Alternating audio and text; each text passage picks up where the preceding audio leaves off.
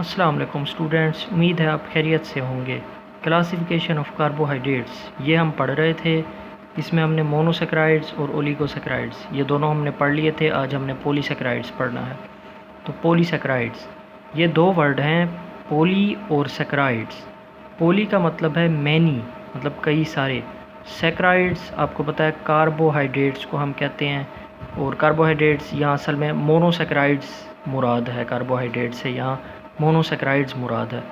तो पॉलीसेक्राइड्स का मतलब हुआ मैनी मोनोसेक्राइड्स, मतलब जब काफ़ी सारे मोनोसेक्राइड्स आपस में मिलते हैं ना, केमिकली कंबाइन होते हैं, ग्लाइकोसिडिक बॉन्ड के ज़रिए जुड़ते हैं, जैसे हमने पिछले लेक्चर में देखा था, तो तब ये पॉलीसेक्राइड्स बनाते हैं। अच्छा, मैनी के नीचे मैं लिखना चाहूँगा मोर देन 10, मतलब 10 से ज़्यादा। 10 से ज़्यादा जब मोनोसेक्राइड्स आपस में मिलते हैं, केमिकली कंबाइन होते हैं, ग्लाइकोसिडिक बॉन्ड के ज़रिए से जुड़ते हैं, तब पॉलीसेक्राइड्स बनते हैं।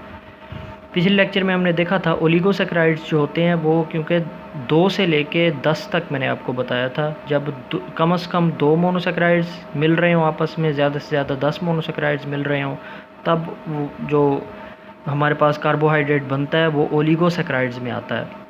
और जब 10 से ऊपर कहानी चली जाती है, मोर देन 10 मोनोसेक्राइड्स जब केमिकली कंबाइन होते हैं, ग्लाइकोसिडिक बॉन्ड के ज़रिए से जुड़ते हैं, तो वो फिर पॉलीसेक्राइड्स में आ जाता है। इसलिए ये बात जो ब्रैकेट में मैंने लिखी है ये बड़ी इंपॉर्टेंट है, ये भी आप याद रखेंगे कि मोर देन 10 जब 10 से ज़्यादा मोनोसेक्राइड्स होंगे तो वो पॉलीसेक्राइड्स में आ जाएगा। अच्छा, इसकी हम पहले अब प्रॉपर्टीज़ देखते हैं।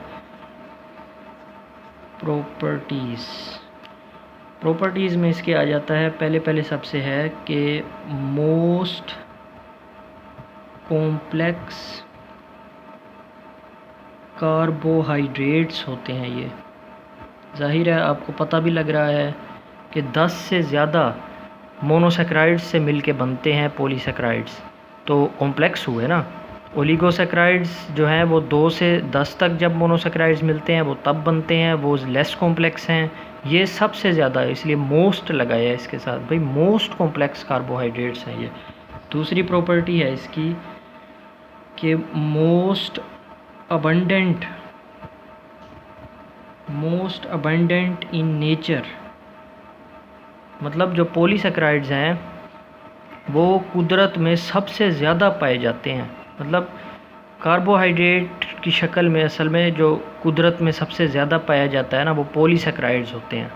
मतलब कार्बोहाइड्रेट्स पॉलीसेक्राइड्स की शक्ल में जो है ना सबसे ज़्यादा कुदरत में पाए जाते हैं। इस दुनिया में सबसे ज़्यादा पॉलीसेक्राइड्स की शक्ल में पाए जाते हैं कार्बोहाइड्रेट्स। उसके बाद अगला पॉइंट है कि ये ब्रांच्ड होते हैं। उसके बाद है टेस्ट की बात करें तो टेस्ट लेस होते हैं। ये आप इनके पॉइंट्स, ये प्रॉपर्टीज़ ये याद रखेंगे आप। उसके बाद बात करें हम तो ये हाईली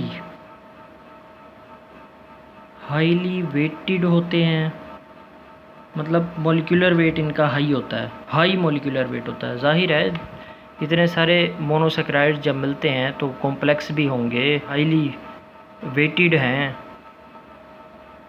आखिरी है हमारे पास कि ये स्पेरिंगली सोल्यूबल इन वाटर, मतलब पानी में स्पेरिंगली सोल्यूबल होते हैं, मतलब बहुत ही कम सोल्यूबल होते हैं पानी में, ज़्यादा सोल्यूबल नहीं होते, ये स्पेरिंगली सोल्यूबल होते हैं पानी में। अच्छा, इसके बाद हम इसकी डेफिनेशन देखते हैं, पॉलीसेक्राइड्स की डेफिनेशन। ये देखें आप डेफिनेशन समझ, complex molecules which on hydrolysis yield पैदा करते हैं more than 10 polyhydroxy aldehydes और कीटोन सब यूनिट्स। मतलब वो कॉम्प्लेक्स मॉलिक्यूल्स, उन कॉम्प्लेक्स मॉलिक्यूल्स को हम पॉलीसेक्राइड्स कहते हैं, जिनकी जब हाइड्रोलिसिस हम करें ना तो वो 10 से ज़्यादा, मोर देन 10, 10 से ज़्यादा पॉलीहाइड्रोक्सी अल्डिहाइड्स और कीटोन्स हमें दे दें, उनको हम जो है ना पॉलीसैकराइड्स कहते हैं। चाहिए आपको पता है ये पॉलीहाइड्रोक्सी अल्डिहाइड्स और कीटोन सब यूनिट्स जो लिखा हुआ है ये मोनोसैकराइड की डेफिनेशन है। मोनोसैकराइड्स मतलब आप डेफिनेशन देखें, complex molecules which on hydrolysis yield more than 10 monosaccharides, मतलब वो कॉम्प्लेक्स मॉलिक्यूल्स जिनकी जब हम हाइड्रोलिसिस करें तो वो हमें 10 से ज़्यादा मोनोसैकराइड्स दे दें, उनको हम पॉलीसैकराइड्स कहते हैं। उनको हम पॉलीसैकराइड्स कहते हैं। देखें यहाँ ब्रैकेट में भी मैंने लिखा हुआ है। उसके बाद हम इसकी एग्जांपल्स देखते हैं कुछ।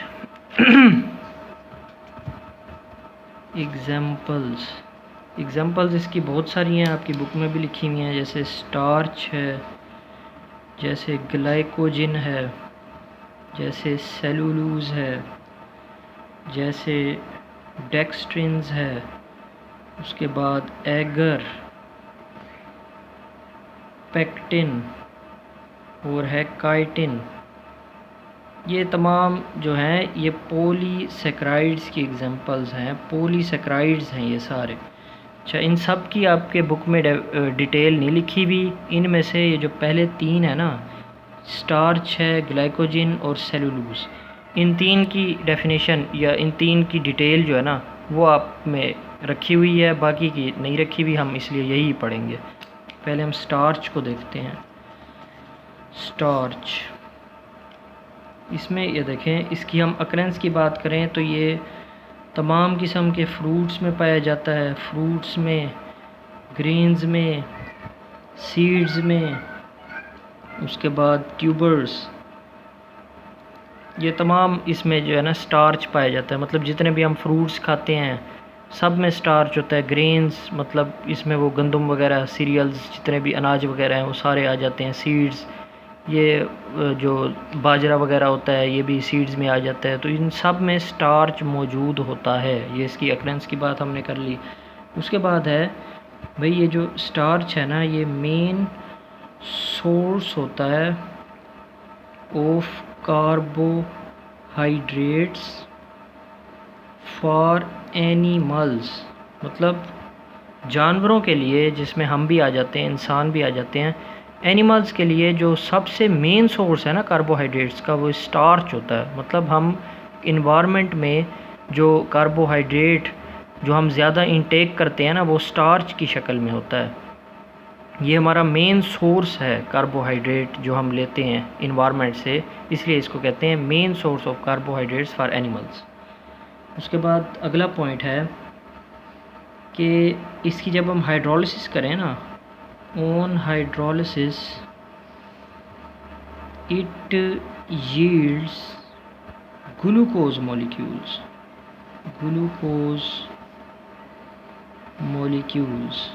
मतलब जब भी हम स्टार्च की हाइड्रोलिसिस करेंगे ना तो वो ग्लूकोज मॉलिक्यूल्स जो है ना वो पैदा करता है। मतलब असल में कहने का मतलब इस लाइन का ये है कि स्टार्च जो है वो ग्लूकोज के मॉलिक्यूल्स से मिलके बना हुआ होता है। जो स्टार्च पॉलीसैकराइड है ना ये, तो इसका जो मोनोमर्स हैं वो ग्लूकोज मॉलिक्यूल्स होते हैं, वो उस ग्लूकोज मॉलिक्यूल से मिलके बना हुआ होता है। उसके बाद एक पॉइंट आखिरी है जो कि MCQs के लिए भी बड़ा इम्पोर्टेंट है, वो ये है कि जब भी स्टार्च को आयोडीन के साथ हम रिएक्ट करवाते हैं ना तो ये ब्लू कलर देता है। Give blue colour with iodine, जब भी हम आयोडीन के साथ स्टार्च को रिएक्ट करवाते हैं तो वो ब्लू कलर देता है। ये MCQs बहुत आता होता है, पास पेपर में भी बड़ा आया हुआ है, ये आप याद रखेंगे। इसके बाद हम टाइप्स इसकी देखेंगे।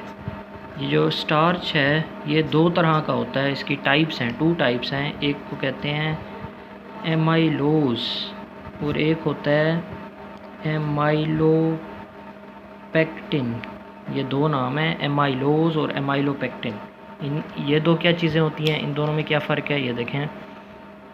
एमाइलोज जो है ये होता है अनब्रांच्ड, स्ट्रक्चर की हम बात करें ना, ये अनब्रांच्ड होता है। ये जो होता है ये ब्रांच्ड होता है। मतलब इसका स्ट्रक्चर देखें हम, मैं अभी आपको दिखाऊंगा थोड़ी देर बाद। इसका स्ट्रक्चर जो है वो अनब्रांच्ड होता है, इसका जो है वो ब्रांच्ड स्ट्रक्चर होता है। ये दोनों ग्लूकोज मॉलिक्यूल से ही मिलके बने हुए हैं। स्टार्च जो है वो ग्लूकोज मॉलिक्यूल से मिलके बना हुआ है। ये देखें, on hydrolysis it yields glucose molecules हमने लिखा हुआ है। तो ये दोनों में ग्लूकोज मॉलिक्यूल्स ही होंगे, बस ये अनब्रांच्ड होता है उसको हम एमिलोज कह देते हैं, जो ब्रांच्ड वाला होता है उसको हम एमाइलोपेक्टिन कह देते हैं। अच्छा, दूसरा इनका जो पॉइंट है, ये पहला पॉइंट आ गया।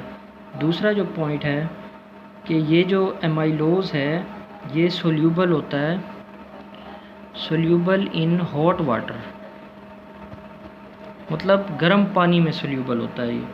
और जो ये है ये दोनों soluble in hot and cooled water, मतलब ये जो एमाइलोपेक्टिन्स होते हैं ये गर्म पानी ठंडा पानी दोनों में हल हो जाते हैं। और जो अमाइलोज हैं ये सिर्फ हॉट वाटर में हल होते हैं।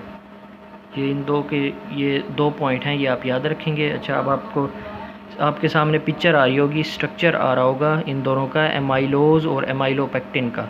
आपके लेफ़्ट साइड पे ग्रीन कलर के दिखाया हुआ होगा एमाइलोज, देखें आप, ये बिल्कुल अनब्रांच्ड है, ये स्ट्रेट चेन की शक्ल में होता है। और जो नीचे लेफ़्ट साइड पे आपके नीचे एमाइलोपेक्टिन दिखा रहे हैं, ये देखें, ये ग्रीन कलर का, ये ब्रांच्ड है। राइट साइड पे इनके स्ट्रक्चर्स दिखाए हुए हैं, या आप वीडियो पॉज करके बेशक देख सकते हैं। आपको अगर देखना है, गौर करना है, तो वीडियो पॉज करके आप गौर करें। इनका स्ट्रक्चर ये ग्लूकोज मॉलिक्यूल से मिलके बने हुए हैं। आगे हम चलते हैं, आगे है ग्लाइकोजिन।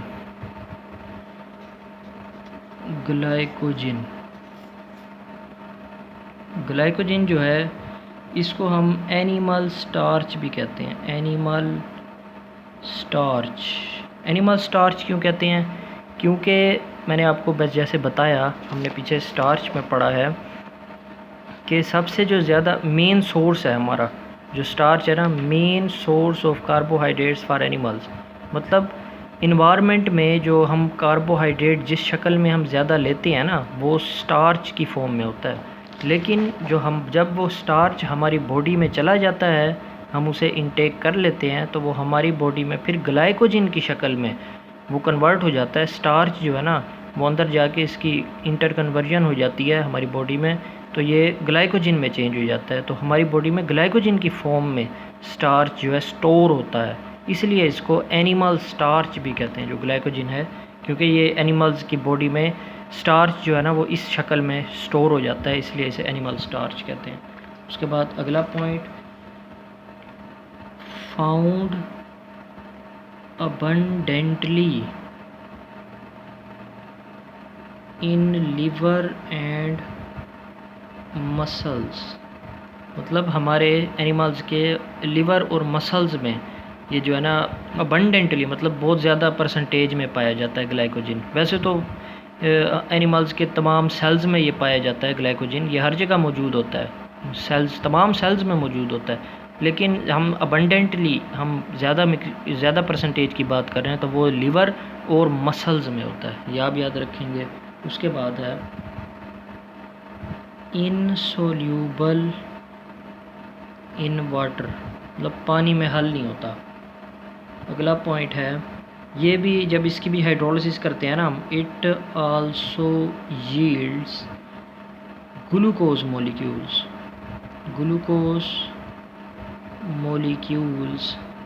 ऑन हाइड्रोलिसिस, मतलब इस ग्लाइकोजिन की भी जब भी हम हाइड्रोलिसिस करते हैं तो ये भी ग्लूकोज मॉलिक्यूल्स में कन्वर्ट हो जाता है।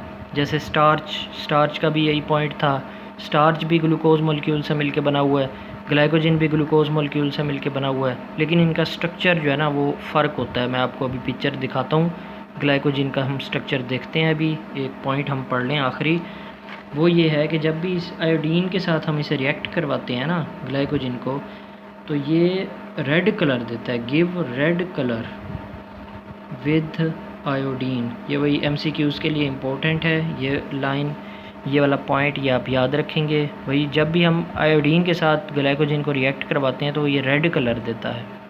अब आपके सामने पिक्चर आ रही होगी, एक ग्लाइकोजिन का स्ट्रक्चर बना हुआ होगा, तो ये हाईली ब्रांच्ड मॉलिक्यूल होता है ग्लाइकोजिन का, ये आप देख रहे होंगे।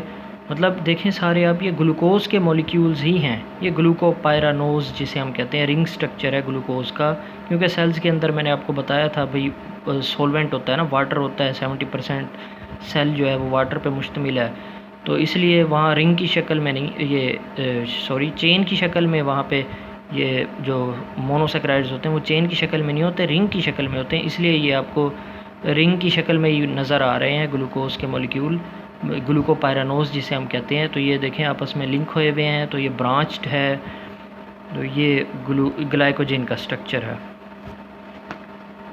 उसके बाद आखिरी हमारे पास है सेलुलोज। इसके पॉइंट में शामिल है मोस्ट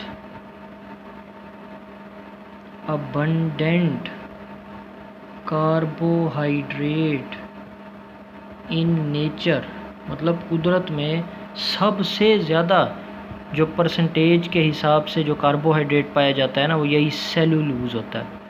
दुनिया में ये सेलुलोज है, सेलुलोज ऐसा कार्बोहाइड्रेट है जो सबसे ज़्यादा पाया जाता है इस दुनिया में।